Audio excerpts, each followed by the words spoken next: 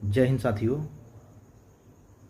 इस वीडियो के माध्यम से हम आपको बताएंगे कि आप अपने समय को कैसे बांटिए ताकि आप 71वीं में पीटी पास कर सके और आगे मेंस में शामिल हो सके। आपके सामने जो दिख रहा है इसमें आप देखिएगा एक साइड में मंथ है, जैसे जुलाई मंथ अब ख़त्म होने वाला है, जुलाई भी इसमें, अगस्त और सितंबर। ठीक है, तो आपके पास जुलाई में 3 दिन है, बाकी आपका अगस्त और सितंबर।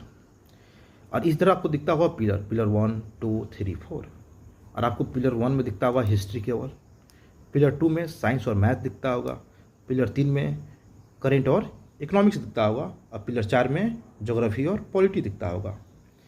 पिलर 1 2 3 4 के पीछे क्या फिलॉसफी है, इसके लिए आप चाहें तो पुराना वीडियो देख सकते हैं।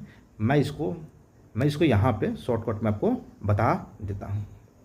देखिए यहाँ पे क्या है, हिस्ट्री का पिलर 1 देने का कारण, अकेले पिलर देने का कारण बस एक है कि इसका वेटेज बहुत ज़्यादा है। कितना है?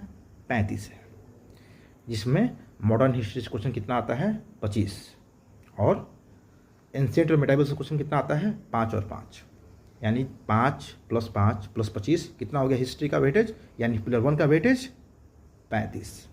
ठीक है, और ये रहा आपका पिलर 2। पिलर 2 में आपको पढ़ना है साइंस और मैथ के अंदर आपका रीजनिंग भी शामिल है। ठीक है, और साइंस में आपको फिजिक्स भी पढ़ना है, केमिस्ट्री भी पढ़ना है और बायो भी पढ़ना है। पिलर 2 का वेटेज कितना है? तो साइंस का 30 और मैथ का 10, यानी दोनों मिलाकर कितना है? 40। 30 को हमने डाला है पिलर 2 में। पिलर 3 में आप देखिएगा हमने रखा है किसको? करेंट और इकोनॉमिक्स को। करेंट का वेटेज कितना है? 30, इकोनॉमिक्स का 15।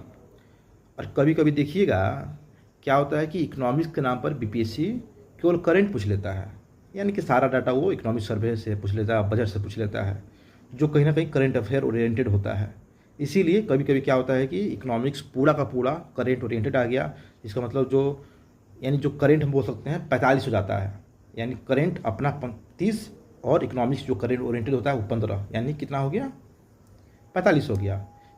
इसका 1-2 अपवाद हो रहा है, जैसे कि 69th बैच, इसमें क्या हुआ था कि वो करेंट इकोनॉमिक्स में वो कुछ क्वेश्चन इकोनॉमिक्स का प्रॉपर पूछा था, लेकिन जैसे 70वीं क्वेश्चन आप उठाकर देखिएगा, उसमें क्या है कि इकोनॉमिक्स के नाम पे पूरा उसने करेंट पूछ लिया है, यानी कि उस पेपर में जो वेटेज है करेंट अफेयर का कितना हो गया? 45 हो गया। कैसे? 30 करेंट का और इकोनॉमिक्स के नाम पे जो करंट आया है बजट सर्वे से या फिर जो इकोनॉमिक्स का जो करंट अफेयर का जो डाटा होगा उससे, तो यानी 45 हो गया वो।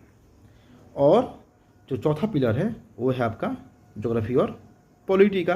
ज्योग्राफी का वेटेज कितना है बीपीएससी में? 20, और पॉलिटी का 10, यानी जो पिलर 1 हिस्ट्री वेटेज कितना है? 35, pillar 2 science plus math weightage कितना है? 40, 30 + 10।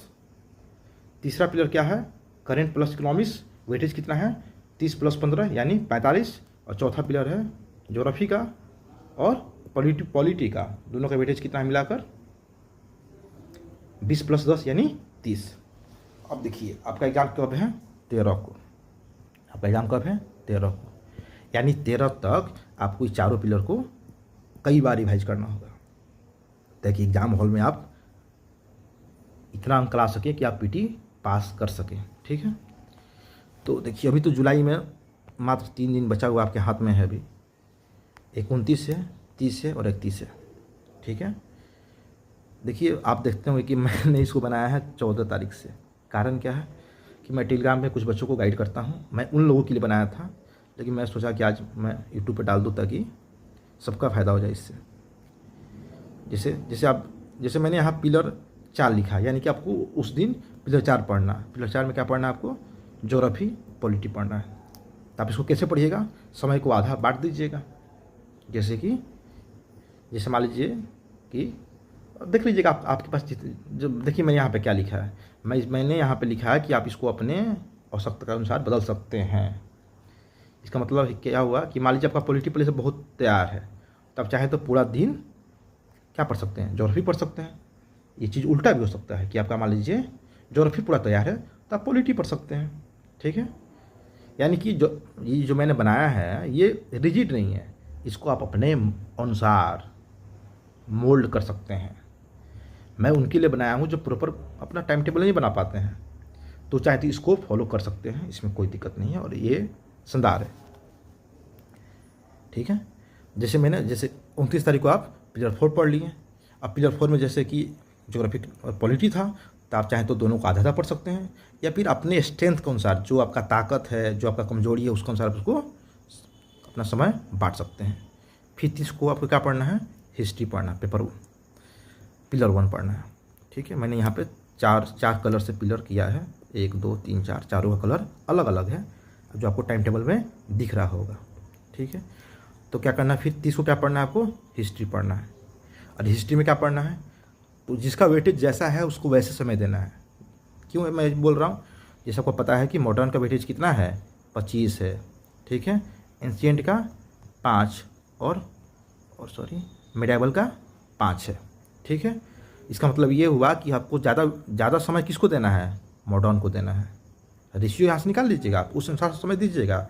ऐसा नहीं हो कि पूरा दिन एंशिएंट पढ़ रहे हैं, नहीं, ऐसा गलती नहीं करना आपको। कारण क्या है, इसका वेटेज 5 है। आपको हर दिन, आपको दिन भर मध्यकालीन भारत नहीं पढ़ना है, क्यों, इसका वेटेज 5 है। लेकिन आप चाहें तो दिन भर मॉडर्न हिस्ट्री पढ़ सकते हैं। कारण क्यों, क्या है इसके पीछे, क्योंकि इसका वेटेज 25 है। लेकिन मान लीजिए कोई आदमी होगा जो बोलेगा नहीं, मेरा मॉडर्न हिस्ट्री बहुत तैयार है, मतलब एकदम तैयार है, तो आप चाहें तो इसको अपने समय अपने अनुसार बदल सकते हैं। लेकिन मुझे पता है कि अधिकांश बच्चों के लिए मैं ये बात बता रहा हूँ कि आप मॉडर्न हिस्ट्री पर ज़्यादा फोकस कीजिएगा। कारण क्या है, क्योंकि इसका वेटेज 25 है। 25 बहुत बड़ा गेम चेंजर हो सकता है एग्जाम हॉल में, ठीक है। यानी मैंने क्या बोला आपको कि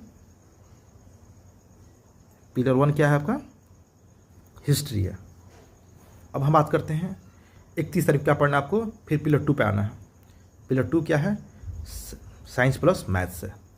अब मैथ क्या है कि कभी मैथ आता है, कभी रीजनिंग आता है, कभी दोनों मिला कर आता है, कभी केवल रीजनिंग आता है। तो मैंने बताया कि मैथ के लिए क्या करना है, आपको PYQ बना लेना है 4-5 साल का, वो काफ़ी होता है आपके लिए। 10 क्वेश्चन आते हैं, आप वहाँ से इसको सॉल्व कर सकते हैं। साइंस पे ज़्यादा फोकस करना है। कारण क्या है, इसका वेटेज, साइंस का वेटेज कितना है, 30 है। साइंस का वेटेज कितना है, 30 है। और इसमें फिजिक्स, केमिस्ट्री, बायो है। जैसे आपको 31 को पढ़ना है, साइंस पढ़ना है, तो आप चाहें तो इसको 3 खंड में तोड़ सकते हैं, ठीक है। जैसे मान लो आपको पढ़ना है, 6 घंटा पढ़ना है, तो 2-2 घंटा तीनों को अलॉट कर दिए, ठीक है। ऐसा आपको 2 घंटा फिजिक्स पढ़ लिए, 2 घंटा केमिस्ट्री पढ़ लिए, 2 घंटा बायो पढ़ लिए, ठीक है। बहुत लोग देखते हैं कि PT में साइंस को इग्नोर करते हैं, आप ये गलती मत कीजिएगा। बात समझ रहे हैं ना, हाँ। 30 नंबर मजाक नहीं है। 30 नंबर आप चाहे तो 30 में 30 ला सकते हैं, चाहे तो 30 में 30 लाना तो काफ़ी मुश्किल काम है, लेकिन फिर भी आप चाहे तो 25 नंबर ला सकते हैं। और कोई होगा जो 30 में 30 भी ला देता होगा, ठीक है। हम लोग आगे बढ़ते हैं। जैसे कि अब मान लीजिए, जैसे यहाँ पर आइए, अब हम लोग आते हैं अब 1 अगस्त को। 1 अगस्त को हमने क्या रखा, करंट अफेयर के लिए रखा, ठीक है, समझिए। तो इसमें क्या कीजिएगा, आप करंट अफेयर पढ़िएगा और इकोनॉमिक्स का क्या पढ़िएगा, बजट सर्वे पढ़िएगा, बिहार का भी और इंडिया का भी, ठीक है। तो आप एक दिन उसको लौट कीजिए, फिर दोबारा फिर साइकिल रिपीट होगा। फिर आपका क्या आ गया, पिलर 4 आ गया, जिसमें आपका ज्योग्राफी और पॉलिटी था। पहले आपको बता चुका है कि आप चाहें तो दोनों को आधा आधा समय दे सकते हैं, या फिर आपका जो स्ट्रेंथ है उसके अनुसार आप समय को आगे पीछे कर सकते हैं। फिर ये रिपीट होने लगेगा, फिर आपको पेपर 1 नहीं, सॉरी, पिलर 1 पढ़ना है, फिर पिलर 2 पढ़ना है, फिर पिलर 3, फिर पिलर 4, और ये लगातार चलता रहेगा। ये कब तक चलेगा, 7 तक चलेगा, 7 सितंबर तक चलेगा ये चीज़। बात समझ रहे हैं आप, मतलब कि आपने हर सब्जेक्ट को, आपने हर पिलर को पढ़ा है, कब तक, 7 तक, और कोशिश करना है कि 7 तक आप इसको समेट दें। अब ये नहीं सोचना है कि अब एग्ज़ाम है 13 को तो हम 12 के रात को रिवाइज करेंगे, ना, ये नहीं सोचना है। आपको प्रयास करना है कि आप 7 तक सब कुछ समेट दें। इसे देखिएगा कि हमने 8 को, 9 को, 10 को, 11 को खाली रखा है। क्यों खाली रखा है, क्योंकि इस समय क्या होगा कि मन आपका बहुत बेचैन होने लगेगा। अगर कुछ आप नया पढ़िएगा या फिर खोलने पर लगता है यार सब कुछ भूल जाएंगे अब हम, ऐसा होता है, बहुत लोगों के साथ होता है। तो मैं चाहूँगा कि आप लोग 7 तक आप सब चीज़ समेट दीजिए। मतलब आप सब कुछ रिवाइज कर लीजिए, ताकि आप 8, 9, 10, 11 जो मन करे वो पढ़िए, जो मन करे वो कीजिए। ठीक है, आपके ऊपर में तो कोई दबाव ना हो।